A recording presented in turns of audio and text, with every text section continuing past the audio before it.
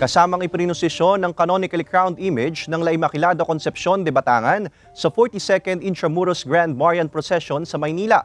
Ipagdiriwang naman ang kapistahan ng Immaculate Conception na Holy Day of Obligation ng mga Katoliko sa December 8. Narito ang report ni Denise Abante.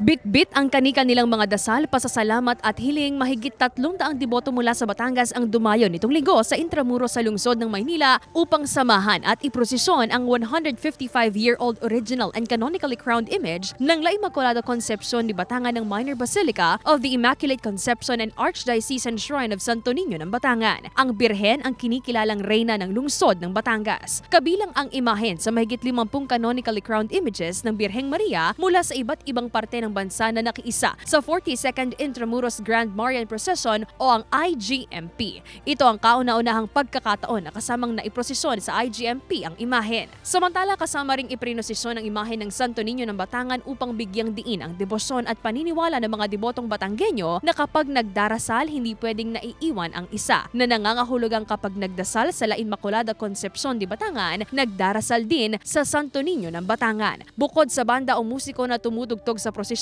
may ilang kabataan ding nagsasayaw ng subling talumpok, isang sayaw panalangin ng mga Batanggenyo na pagpaparangal at pasasalamat sa Santo Niño ng Batangan at Mahal na Birhen. Tampok din ang estandarte ng 2 poon. Pinangunahan ang delegasyon mula sa Basilika ng Samahan ng Cofradia de la Immaculada Concepcion de Batangan. Personal namang dumalo sa aktibidad ang rektor at kura paroko ng Minor Basilica ng Batangas City na si Father Angel Marcelo Pastor. Taunang isinasagawa ang IGMP na kilalang pinakamalaking pagtitipon ng mga canonically crowned image ng Birheng Maria sa Pilipinas tuwing unang linggo ng Disyembre. Samantala, ngayong darating na Biyernes, December 8, ipagdiriwang ang kapistahan ng Birhen sa Batangas City na isa ring special non-working holiday sa buong bansa bilang paggunita sa kapistahan ng Immaculate Conception. Itinuturing din ang petsa na Holy Day of Obligation o Pistang Pangilin ng mga Katoliko.